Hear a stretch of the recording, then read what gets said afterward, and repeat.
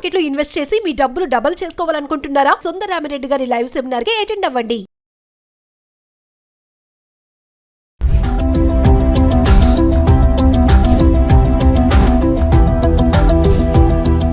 నమస్తే, welcome back to Suman TV. Present మనతో పాటు ఉన్నారు TEDx speaker, legendary award winner in real estate, realtor oxygen founder and CEO doctor Nandi Rameshwar Rao గారు. నమస్తే sir. నమస్తే అమ్మా. సార్, H1B వీసా రెన్యువల్ చేసుకోవడానికి ఇక ఛాన్స్ లేదు, ఇంటికి వెళ్ళిపోవాల్సిందే అంటున్నాడు ట్రంప్. అంటే మరి రెన్యువల్ చేసుకోవాలంటే గతంలో మనకి డ్రాప్ బాక్స్ ఉండేది, అది కూడా తీసేస్తాము అంటున్నాడు.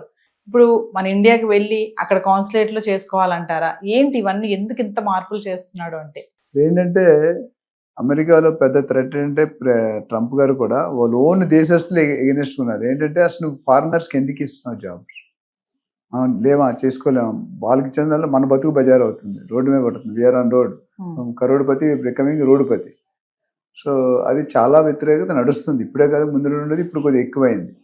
ఏంటంటే మిగతా డెఫినెట్గా ఇప్పుడు మన వాళ్ళు కొద్దిగా ఐక్యూ లెవెల్స్ ఉన్నాయి. నేను ఒక లాస్ట్ టైం ఎప్పుడో చెప్పాను, every 4th engineer in America is from India, every 4th engineer from India is from south, every 4th engineer from south is from United Andhra Pradesh. That's the analysis we have. అంటే నాకు తెలిసి ఇప్పుడు H1B visa మీద 3.85 lakhs ఉన్నారు అమెరికాలో. అందులో 72% మన వాళ్ళే ఉన్నారు. అంటే వెరీ హై ఫిగర్.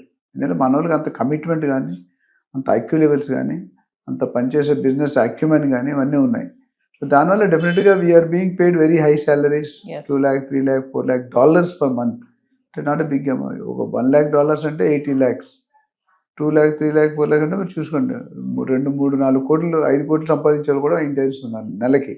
ఇక్కడ 60 కోట్లు ఒక సంవత్సరం లైఫ్ టైం కూడా మీరు నేను సంపాదించిన అన్నీ బాగుంటాయి తప్ప రేపొద్దు నువ్వు చందాకో చెల్లాకో చైర్మన్ అయిపోయావు అనుకో, డిఫరెంట్.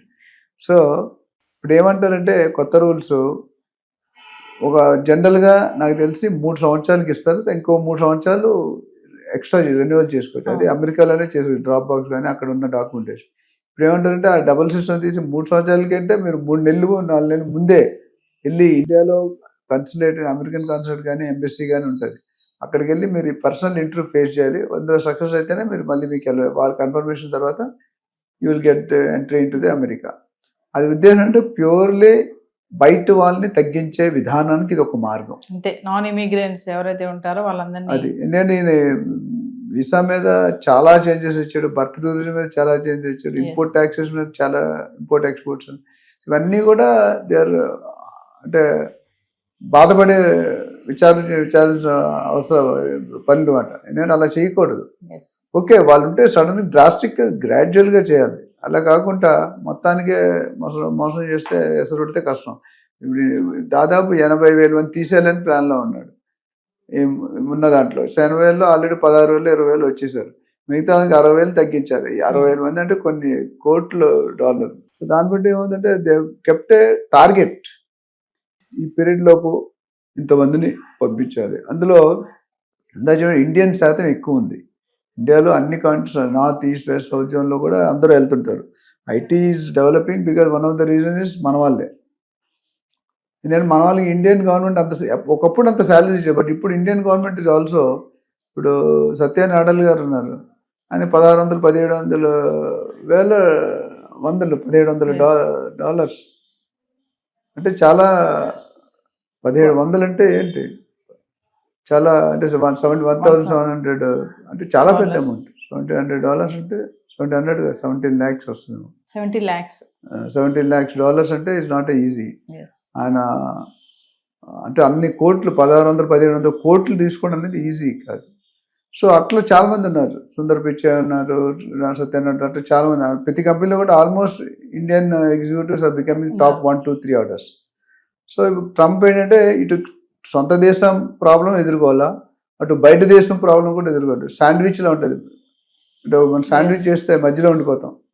ఇటు చెంప, ఈ చెంప మీద ఒకటి కొడతాడు, ఆ చెంప మీద ఒకటి కొడతాడు. సో ఇక్కడ ఏమైందంటే నౌ ఈ సమ్టైమ్స్ ఈయన తీసుకున్న డెసిషన్లో నా ఘాటుగా అయిపోతుంది. ఎందుకంటే గ్రోత్ అనేది ఆగిపోతుంది, రెవెన్యూ అనేది పడిపోతుంది. ఎందుకంటే మన ప్లేస్లో ఫారినర్స్ రిప్లేస్ చేయాలంటే.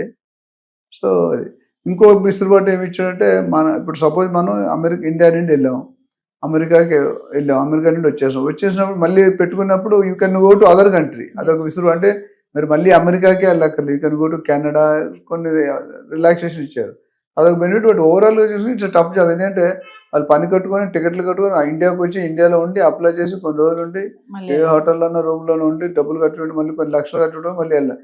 ఆ ఇంటర్వ్యూలో ఆపితే మొత్తానికి టర్మ్ అయిపోయి వచ్చేసారు. అంటే sir H1B visa only job holders మీద కాకుండా ఇంకా ఎవరిపైన పడవచ్చు అంటారు ఇంపాక్ట్? మిగతా వాటి మీద కూడా పడింది. ఎందుకంటే ఇప్పుడు F1B స్టూడెంట్స్ వీసా ఉంది, మిగతా కొన్ని వీసాలు ఉన్నాయి, లాస్ట్ టైం చదివాం. ఆ వీసాల్లో కూడా ఇంపాక్ట్ ఉంది. కొన్ని కమ్యూనిటీకి ఇచ్చాడు రిలాక్సేషన్, బట్ అన్నిటికీ ఎక్కువ పెనాల్టీ వేస్తున్నాడు. అంటే they have to compulsory have to go to their respective countries or any other country which they prefer to go next time. అక్కడ వెళ్ళి అక్కడ ఇంటర్వ్యూ అటెండ్ అయ్యి ఎంబసీ కానీ కంపల్సరీ కన్సులేట్ కానీ ఉంటుంది, ఆ రెండింటిలో ఒకటి మనం ఇంటర్వ్యూ అటెండ్ అయ్యి అక్కడ పాస్ అయ్యి వాళ్ళు ప్రూవ్ చేయాలి మళ్ళీ ఎందుకు వెళ్తాం. వీసాలు అడిగే క్వశ్చన్ 3-4 క్వశ్చన్ ఉంటుంది, చాలా తెక్క క్వశ్చన్లు ఉంటాయి. ఆ తెక్క క్వశ్చన్ సరిగ్గా ఆన్సర్ చెబితే అక్కడ ఆపేస్తాడు. నేను లాస్ట్ టైం ఒకసారి జర్మనీ వెళ్దామని వీసా పెడితే నాకంటే మా బాస్ ఎవరు 10 సార్లు వెళ్ళొచ్చాడు జర్మనీ. నేను మాత్రం ఫస్ట్ టైం వెళ్తున్నా, నాకు రాదని భయపడ్డా, నాకు వచ్చింది ఆయనకి రాలే. అంటే all depends upon the questions what the visa officer will ask and what the person who is facing interview is telling.